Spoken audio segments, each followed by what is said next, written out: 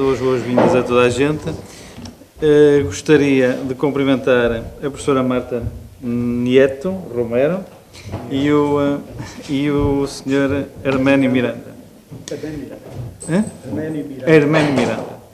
E cumprimentar também a minha amiga e presidente da Associação Eduardo Teixeira Pinto e agradecer a todos o facto de estarem aqui a tratar de um tema que é um tema muitíssimo atual, um tema que exacerba nas comunidades muitas amizades e muitos ódios, e agradecer à Verónica o facto de terem trazido também este tema aqui e apresentar este filme. Deixem-me dizer que já fui advogado de um baldio e sei como são e foram, como foi e são importantes para as comunidades desses territórios, tanto em termos ecológicos, produtivos ou antropológicos. Hoje os baldios não são menos importantes que ontem quando a sua utilidade gravitava à volta das necessidades vitais, ou seja, da subsistência. Hoje os baldios, os terrenos comunitários, são reconhecidos cada vez mais pelo seu valor biológico, ecológico, na manutenção da biodiversidade, da paisagem ou na retenção do carbono. Se ontem os baldios foram importantíssimos na economia de subsistência, hoje os baldios, para além da sua importância social, são cada vez mais avaliados pela importância cultural, pela preservação ambiental e paisagística, como a comunidade é hoje, como ontem era, a guardiã destes grandes tesouros. Por aqui me fico, não me vão ouvir, eu só fui advogado e conheço um bocado da lei dos baldios, mas sei que estes meus amigos que estão aqui vão falar sobre o que é exatamente e o que representa para as comunidades os baldios. Obrigado por terem vindo à Casa da Granja e ver este documentário. Aqueles que não são de Amarante, gostaria que desfrutassem de Amarante, que hoje passassem no centro da cidade. Temos uma grande feira, talvez das melhores do país, que pretende demonstrar em termos de vestuário e de como se apresentam os produtos, os anos 30. Bem-ajam, obrigado por terem estado cá a esta hora com este calor. E agora passava a palavra à minha grande amiga, Verónica. Ora, boa tarde a todos. Sejam bem-vindos à Casa da Granja.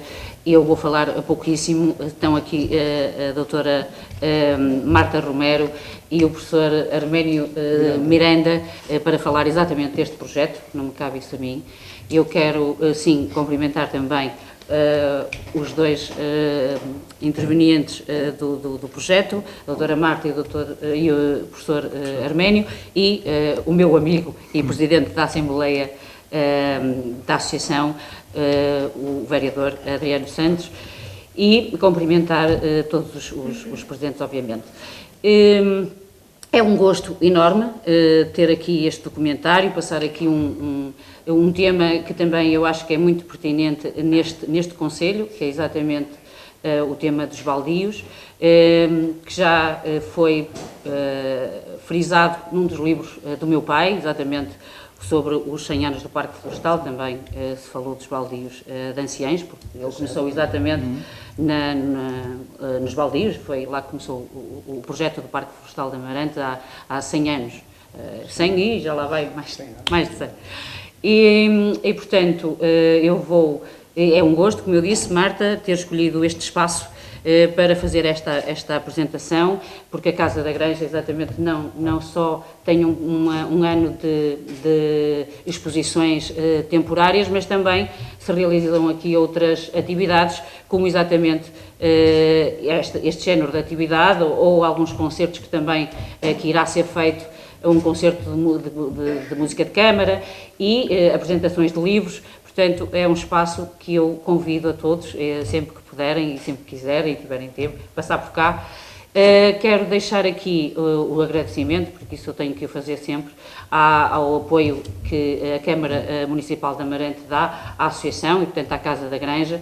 Quero o Dr. Pinheiro, o Presidente da União de Freguesias, hoje não pode, de forma alguma, estar presente, porque está fora de Amarante, mas quero deixar aqui o meu agradecimento à União de Freguesias, ao Dr. Joaquim Pinheiro, que apoia a Associação e todas as atividades da Casa da Granja também desde o início, ao Carlos Galo, ao meu querido amigo Carlos Galo e toda a sua equipa, que faz um trabalho sempre brilhante, de designer, sempre para todas as atividades da Casa da Granja.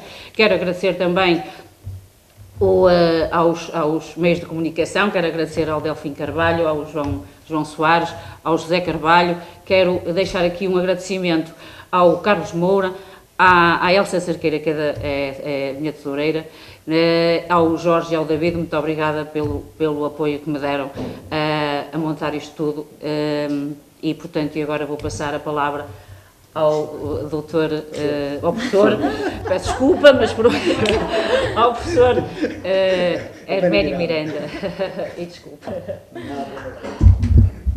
Boa tarde a todos. Antes de mais, cumprimentar os membros da mesa, cumprimentar todos aqueles que fizeram o sacrifício de estar aqui hoje conosco para falarmos um pouco da Serra do Marão. Amarante, como sabem, é o rio e a serra. Já dizia o poeta, o Teixeira de Pascoais, que vamos já depois adiante referi-lo outra vez. Do rio, as pessoas estão aqui perto, preocupam-se porque o rio diz respeito diretamente aos amarantinos.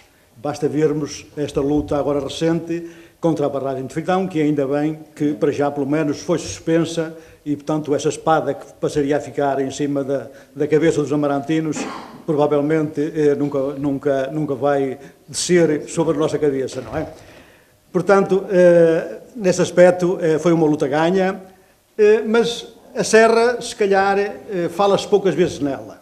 Está mais longe, tem menos gente, tem pouca gente e, portanto, está mais esquecida e, portanto, todas as oportunidades que nós temos de falar um pouco da Serra do Marão, nós aproveitámos-la. E é por isso que, quando a Marta nos propôs fazer um trabalho de investigação sobre o Marão, nós, sim senhora, tudo aquilo que vier em prol da defesa, do melhoramento e, portanto, de uma maior visibilidade da nossa serra, nós apoiaremos. Mas, portanto, eu iria um bocadinho mais atrás, o rio e a serra e o Teixeira de Pascoais. Teixeira de Pascoais, como sabem, era um defensor acérrimo da Serra do Marão, mas da Serra do Marão tal qual ela estava há 100 anos, isto é, sem árvores, nua, porque ele, lá da casa do solar de Pascoais, olhava para lá e não queria que aquele panorama, aquela vista que ele tinha excelente sobre a serra, fosse alterada. E, portanto, tinha receio, provavelmente, que a florestação viesse a alterar a vista, a visão que ele tinha dali da serra. Mas, como sempre, e ainda hoje, havia uma visão diferente das coisas. E havia um outro ilustre amarantino, da altura, do início do século, que era um acérrimo defensor da floresta, da florestação do Marão. Sabem com certeza quem é? Era o Dr. António Lago Cerqueira. O Dr. António Lago Cerqueira foi também um ilustre amarantino, um republicano de Gema, que foi Presidente de Câmara, foi Ministro, esteve exilado, portanto teve que fugir em diversas alturas, por causa de não concordar, julgo que foi no tempo do Sidónio Pais, que ele teve que fugir para a França, e as duas sensibilidades não jogavam, a dele com a do Teixeira de Pascoais, porque o Lago Cerqueira era efetivamente um acérrimo, foi ele o promotor da florestação do Marão, há 100 anos. Tanto o início da florestação do Marão deu-se precisamente em 1916 com o decreto com a publicação do decreto e a criação do perímetro florestal do Marão e Meia-Via, que foi, salvo erro, em 18 de novembro de 1916. Portanto, mais ou menos para esta altura. Logo assim começou a florestação. logo no ano de 1917, já havia em Anciães, julgo que foi a primeira zona da Serra a ser florestada, e a primeira casa da Guarda Florestal foi precisamente construída no baldio de Anciães, junto ali à pousada, que infelizmente neste momento está em ruínas e que nós temos que, de qualquer maneira, juntamente com a Câmara, ou de um modo qualquer, porque aquilo é uma pena, é um crime, aquela casa estar no estado em que se encontra. Mas, tanto quer a visão do Lago Cerqueira, quer do Teixeira de Pascoais, não se coadunavam, mas foi para a frente a do Lago Cerqueira. E eu até era capaz de lhe citar aqui um diálogo que se passou entre os dois, precisamente sobre a florestação da Serra, e que vem referido num livro de Salveiro Santana Dionísio, que se chama Viagem atrás dos Montes, e que fala precisamente na florestação do Marão. E então dizia o Teixeira de Pascoais para o Dr. Lago Cerqueira: ó, Sr. Doutor, plantar pinheiros naquela serra, naqueles penedos, é a mesma coisa que pegar numa soela e espetar na cabeça de um careca cabelos assim um a um. Isto está referido nesse livro do Santana Dionísio. Portanto, prova realmente que não se coadunavam as duas visões. Foi para a frente da florestação. A florestação foi talvez a maior revolução que foi feita no Marão desde sempre, porque o Marão, desde sempre, assim como todas as nossas serras, viviam da pastorícia, da criação de gado, e pouco mais de buscar lenha e buscar o mato, e a economia serrana era desta maneira que aproveitava, digamos, o baldio, o monte, que era comum e que ficou até hoje. Portanto, como sabem, os baldios são propriedades comunitárias. Isto é, são propriedades que, não sendo de uma pessoa só, são de uma comunidade que, tradicionalmente, a elas tem direito de usar, seja para ir buscar mato, seja para ir buscar lenha, seja para apacentar o gado, seja para colocar colmeias, seja para o que for. É uma propriedade que aqueles que têm o direito ancestral a usar, ninguém lhes pode proibir, de acordo com as regras que são estabelecidas, que a própria comunidade estabelece. Porque a própria comunidade tem que estabelecer, por lei, as normas a que obedece o uso e a fruição do seu baldio. Bom, mas dizia eu há pouco que a florestação foi a maior revolução e alterou por completo, o tipo de economia que se estava dos povos rurais, desde logo porque deixaram de poder apacentar o gado. Portanto, nas zonas que são florestadas, como é evidente, o gado era proibido usar, porque senão comiam as plantas, e, portanto, alterou. E depois, mas não se tenha a ideia de que a florestação, esta história dos baldios, as pessoas estão com a ideia de que foi o Salazar. Não foi o Salazar. O Salazar continuou e endureceu mais. Mas a florestação das nossas serras do interior começou ainda no século XIX, com a florestação, salvo erro, da Serra do Gerês. Depois seguiu-se a Serra da Estrela, e o Marão foi a terceira serra do país a ser florestada, logo em 1917. Portanto, começou logo nessa altura. O Salazar, depois adiante, o que é que fez? Fez uma coisa que, de um certo ponto de vista, se calhar foi benéfico, mas do outro lado prejudicou. Isto é, nacionalizou os baldios e proibiu a venda, porque não sei se sabem que até aí os baldios podiam ser vendidos. Com o liberalismo, a partir de 1850, os baldios que as comunidades não precisassem podiam ser vendidos. E a partir da implantação do liberalismo em Portugal, mais ou menos meados do século XIX. E isto foi de tal maneira, o assalto aos baldios foi de tal modo, alguns saberão disso, que em 1850 cerca de metade do nosso país era terreno baldio. Isto é, 4 milhões de hectares de Portugal eram terreno baldio. Nós temos do continente à volta de 9 milhões, não é? Portanto, quase metade era terreno baldio em 1850. O assalto foi de tal maneira que em 1940, quando o Salazar publicou a Lei do Fomento Florestal, foi em 1938, e fez um recenseamento dos baldios que restavam, Sabem qual era a área que restava ainda? 500 mil hectares. Isto é, passou-se de uma área de 4 milhões de hectares para 500 mil. Portanto, isto foi realmente um ver-se-sabias, falando portuguesmente.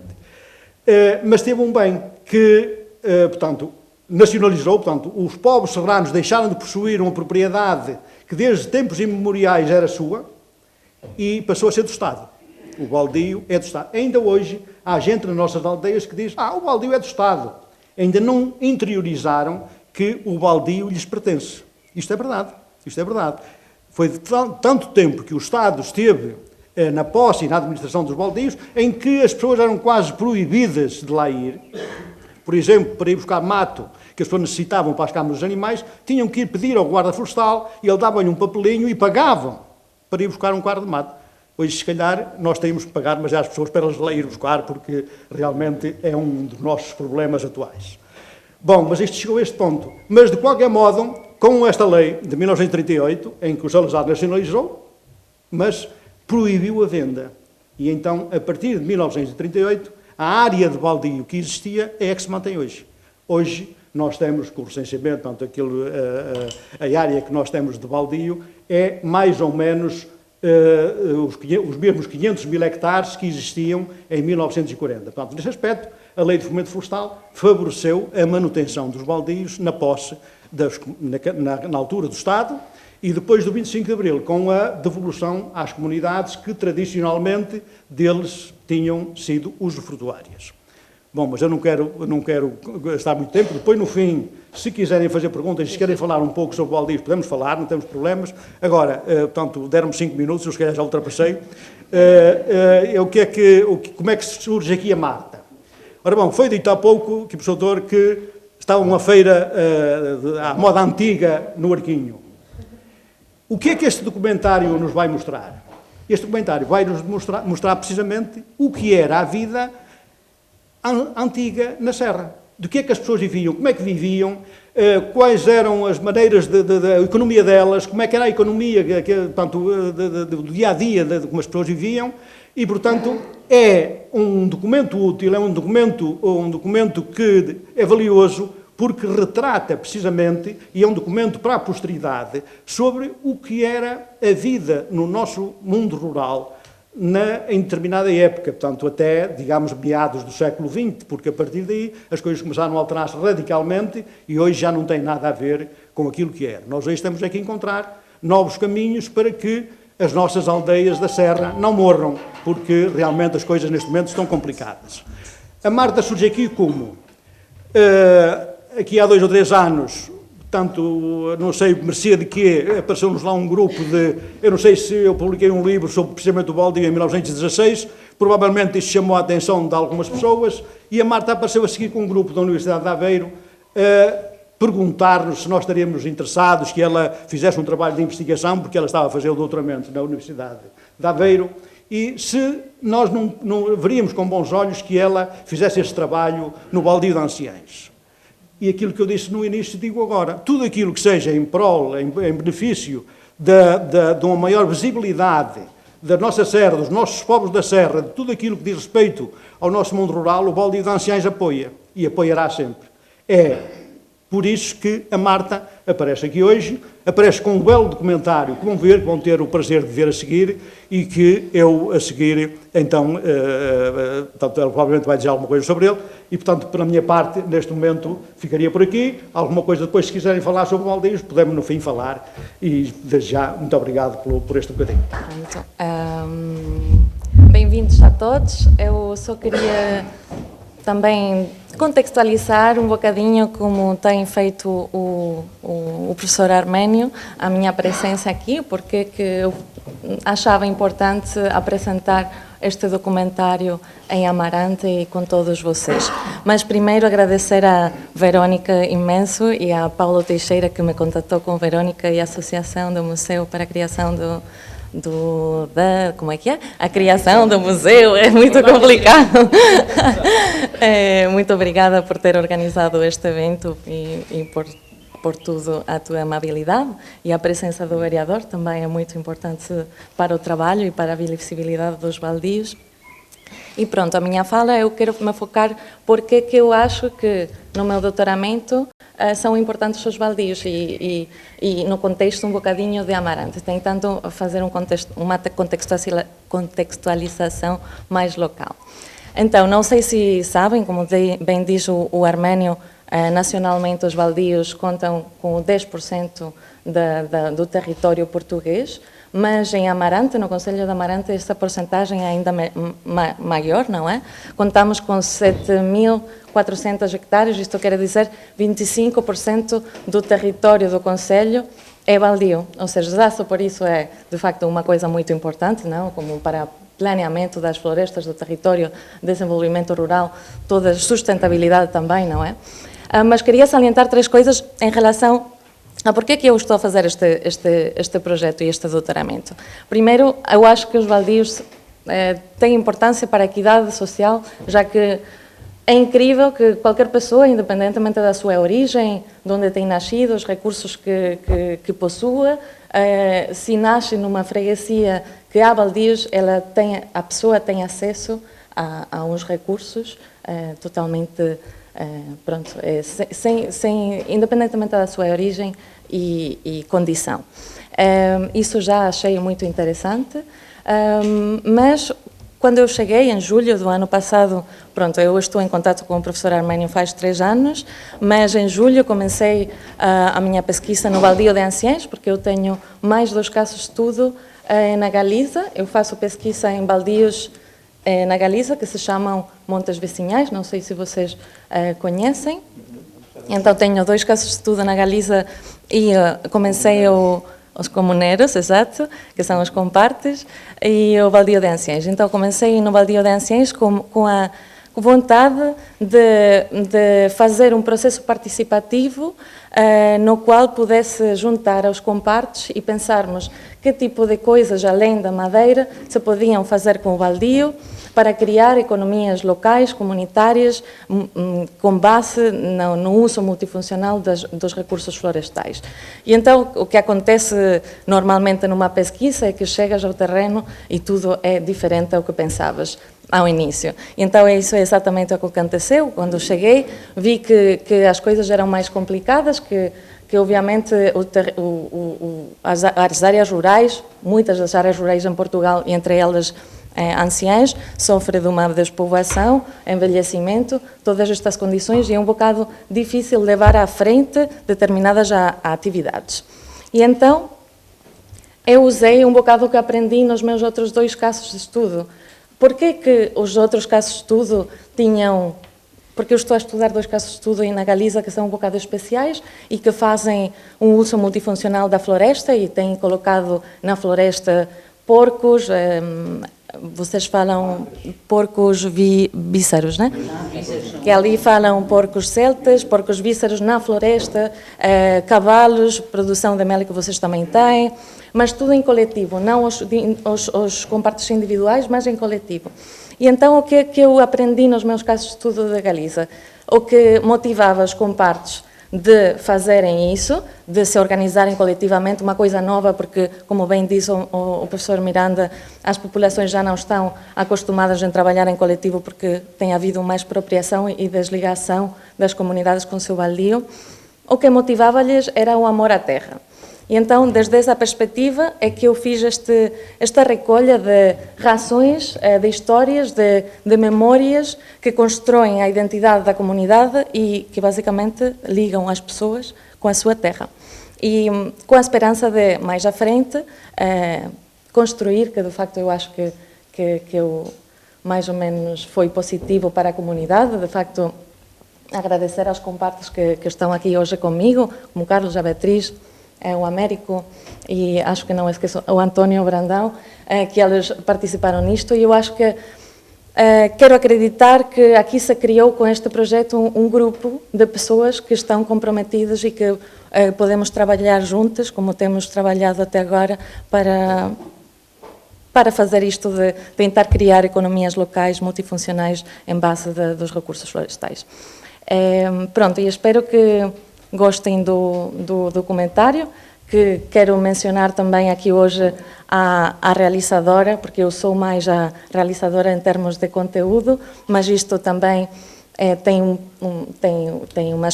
precisa de capacidades audiovisuais e aqui me ajudou e foi a autora também, Gabriela Benedetti, que é também de Aveiro e hoje não conseguiu estar presente.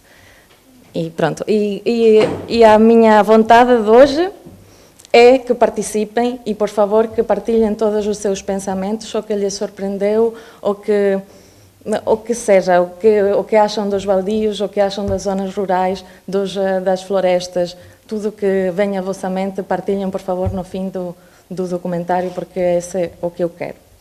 Muito obrigada.